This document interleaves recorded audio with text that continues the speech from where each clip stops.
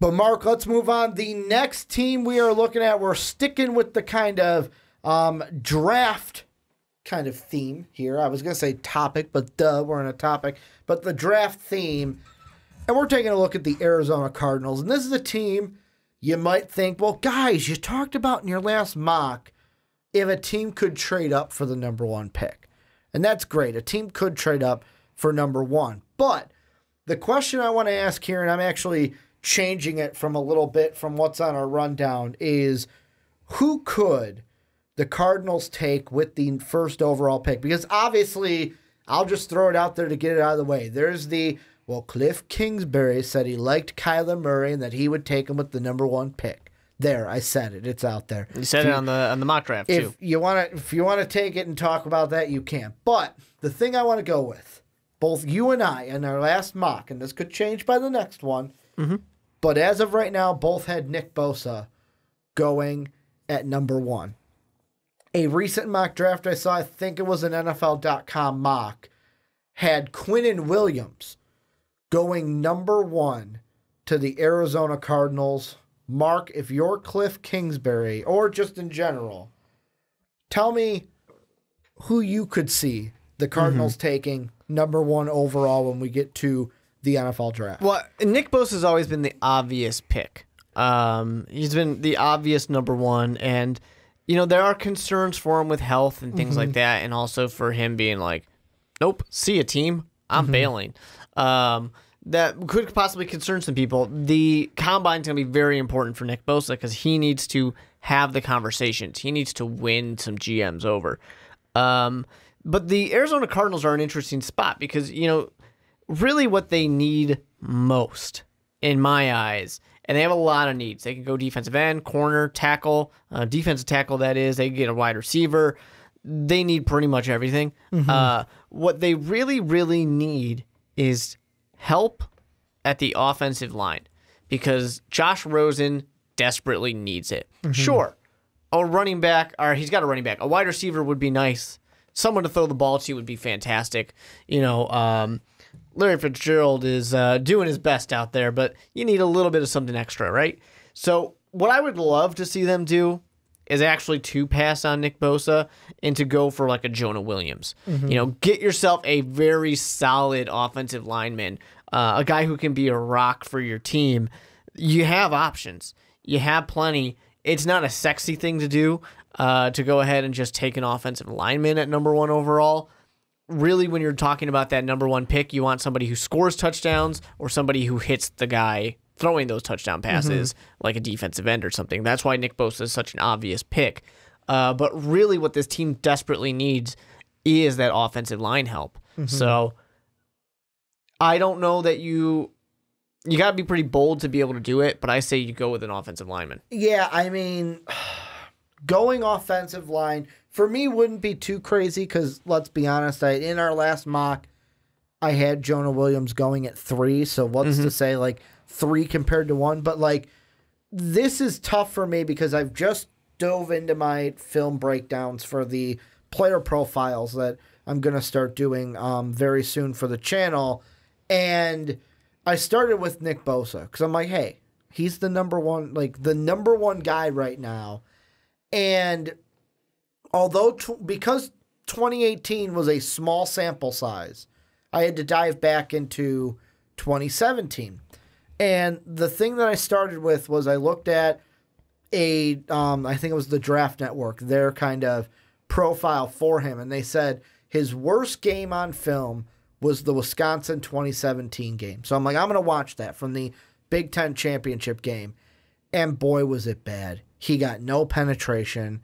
They basically were like, hey, we're just going to make sure you can't get to the quarterback. And he was basically obsolete in that game.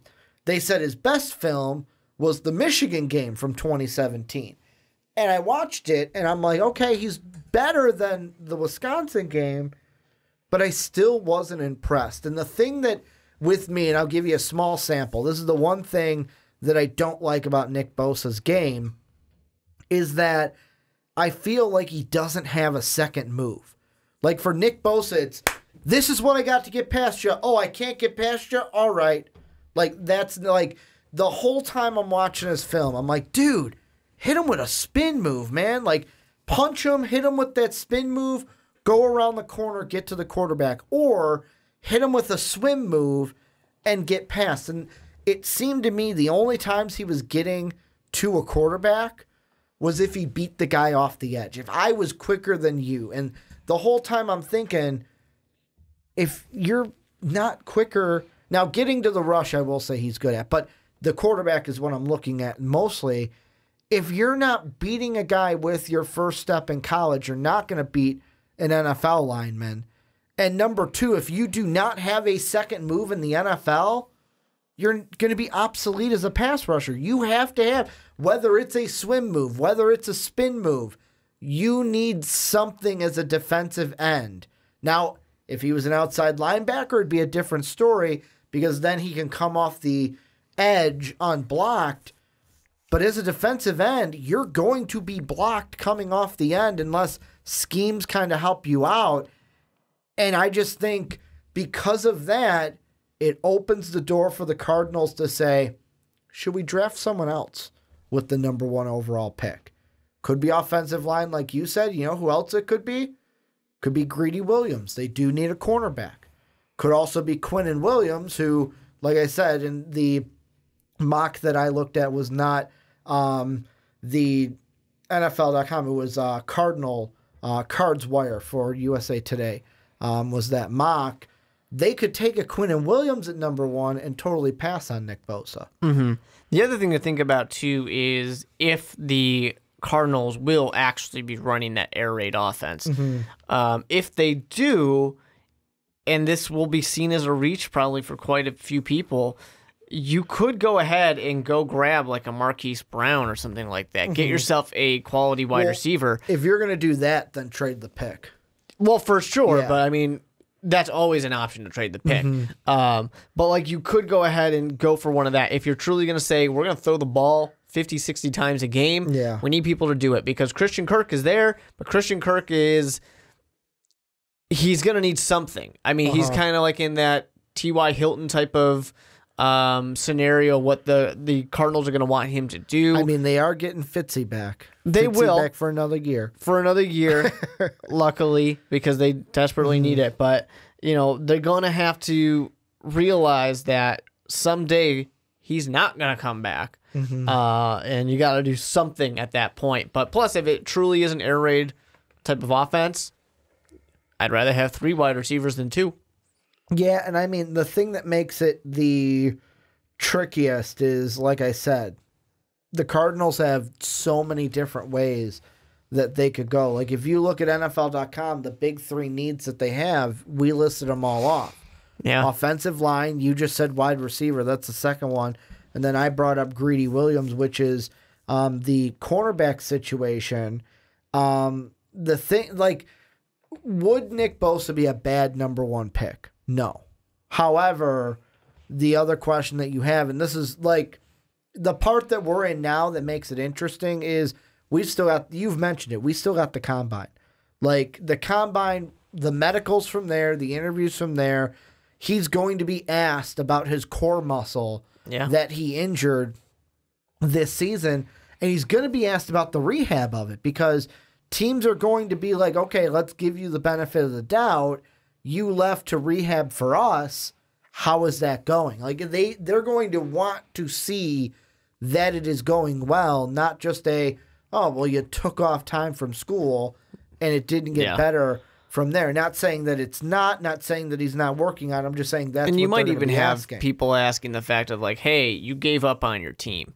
Some coaches might say that, yeah. Because honestly, I totally get it, and I'm not going to blame a player from putting their health first because if that injury happens and ruins your chance to get millions of dollars, Oliver did the same you're thing. Screwed.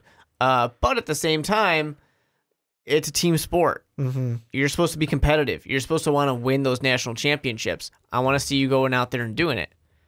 You know, I want to see you go play for your coach. I want to see you play for your teammates. I want to see you out there. I want to see you playing because I don't want you, for my team, to sit there and say, I don't know. I don't think we're going to make the playoffs. I'll sit out the rest of the year. And another thing, too, that I kind of sit there and think is I'm thinking about trading the pick. And the reason why is not only if you look at teams like the Titans who traded theirs to the Rams, if you look at the Browns who traded theirs to the Eagles, the 49ers who traded their pick to the Bears, not only is it a first-round thing, not only is it usually, especially with a first overall pick, that you're getting a first-rounder next year, you're also sometimes getting smaller picks in this same draft. And right now I look at it for Arizona, they've got 7 picks. They got the first pick for rounds 1, rounds 2, 3, 4, 5, 6, and 7. That first pick is all Arizona. That's all they've got. What, like, is there any kind of a pull to say, hey, yes, Nick Bosa, I almost said Joey Bosa. Yes, Nick Bosa would be nice. Yes, Quinnen Williams would be nice at number 1. Yes, taking a Jonah Williams and saying, you know what, we need that offensive tackle, we're going to take it. But what if trading, let's say, a Giants, a Jacksonville, all the teams that we've basically said need a quarterback? What if they said, hey, let's do that. We can still take a Greg, and this is all to who they like. If they like Greg Little, he'll still be there. You've got, like I said, Julian there's Love going to be guys could that, be there that late, are available. that fit everything. A Marquise Brown, like you said. Wouldn't it be more of a pull to say, hey, let's trade back in the first, get that, but also get some more I don't think there's ever a team out there who will ever say, I don't like draft picks. Yeah, who are ever going to say, no, thank you. I don't want your first, your third, and next year's first. Yeah. No one's ever going to say no, thank you to those picks. And I said first, third, and first for really no reason. No one needs to read into that. You know, but the thing is, like, unless you are that team who, like the Jacksonville Jaguars from last year, who all they really needed was a better quarterback, and they probably would have beat Tom Brady. Yeah. If they had it and they went out there and they drafted the best quarterback ever, I'm not even going to say it was any of the quarterbacks last year. Like, they just went out there and they drafted Aaron Rodgers in his prime. That is the one time a team will say, no, thank you, we won't take your draft picks. Well, I mean, just to use it as an example, and I do quite a bit here, when Tennessee and LA made their trade, Tennessee sent the first overall pick, a 4th, and a 6th. To LA, and they got back a first and 2 seconds and a third, plus a first and a third the next year, just for that one. No one's going to say that the Cardinals shouldn't trade down if it's an option. My point is always going to be this. I doubt it's an option. Get the guy you want. No, it's not that. My point is, who really wants to trade up to number 1 overall in this draft? What are you trading up for? A quarterback. That's it. But they're not that good. No. And that's the thing. You and I might sit here and say they're not that good. What I could see playing on, and this goes into the last topic that we just talked about, this could turn into a 2-quarterback arms race. Is kind of a little bit of supply and demand. Last year, we had a ton of supply to where the demand for a trade, although we got some, the demand for a trade was not that high. Whereas it was also because the top teams were the teams that needed them. Exactly, that too. But here, because A, the top teams are not the teams that need them, and because B, there's only 2 of them, the supply is low and the demand is high. But you're ignoring free agency. Now, free agency could change things, and that's the and it will change and that's things. the beautiful thing about this. At this point in time, this is what I think: free agency happens. A Joe Flacco trade happens, I don't and think, it changes things. When it comes to trades, though, I don't think we can ignore that. Yes, currently there are about 4 teams that could take a quarterback.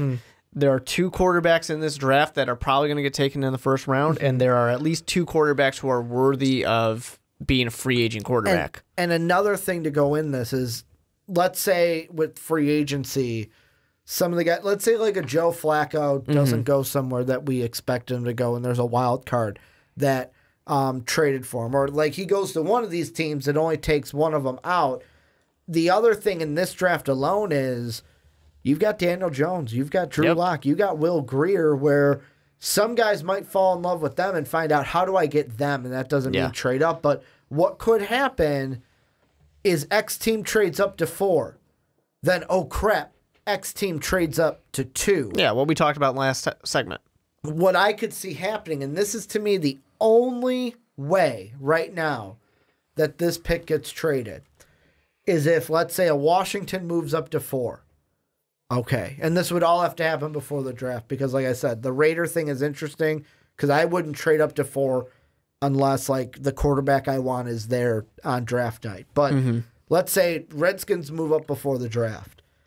Then a team like Jacksonville goes, crap, we want Dwayne Haskins. We want to make sure he's there. They trade up to 2. The only way I see the Arizona pick getting traded is if both of those 2 picks get traded and the Giants sit there and go, well, fuck. We want Dwayne Haskins or we want Kyler Murray and make a trade with the Cardinals to get their guy at number 1. That's the only way I see this getting traded is with the Giants. Yeah, it would kind of have to be this bidding war type of thing, but I just don't think it's going to be there. And we're just so used to trades for quarterbacks right now that we're kind of forgetting that sometimes it doesn't happen. Yeah. And that's kind of a recency thing because the last 2 drafts, there's been a ton of quarterbacks taken, a ton of teams that need them. There are way less teams that need quarterbacks this year. There are a fair amount of available quarterback options. And if these Miami Dolphin fans are correct and they're saying that Ryan Tannehill is gone, there's another one that's available for you. But I just can't imagine any team not saying, let's just sit, let's wait, let's see what the Cardinals do. And that's all that really matters for this segment, but I think it'll follow with the 49ers and the Jets as well. The last question I want to ask you is the one thing that I've mentioned, but we haven't really hit on. What if they did take a guy like Quinnen Williams with number 1? What would your thought be if Goodell goes to the podium with the first overall pick, the Arizona Cardinals take Quinnen Williams out of Alabama? I mean, specifically Quinnen Williams, I think I'd be okay with it. I mean, he's got fall potential because of off the field things, but I would be honestly, I'm not going to get mad at the Cardinals for doing anything except for drafting a quarterback. Like that's the only position that they shouldn't draft because it's the only position they don't need. I mean, you could say they don't need a running back either. There is a contingency, and I don't know why there is because Brandon's in this contingency. That say that Josh Rosen should be traded and that the Cardinals should take their quarterback. People like to make a decision immediately when a guy is a young quarterback and then they don't want to get off of it. Look at Jared Goff. He's in the Super Bowl. He's in the Super Bowl with the right coach. Right? He just needed to have his time and his ability to get through it. Sometimes that happens. So this is where you guys come in. Let us know what you think down below in that comment section. For the Cardinals, what would you do? Would you take Nick Bosa? He's the first sure number 1 pick. Would you hit one of their needs, whether that's a Greedy Williams, whether that's a Jonah Williams, or a Greg Little? Is it a Marquise Brown, like Mark brought up, maybe being kind of a reach there? Or are you saying, if I'm Arizona, I'm trading the picks, I want to get more picks later in the draft and next year? Let us know what you guys think down below in the comment section.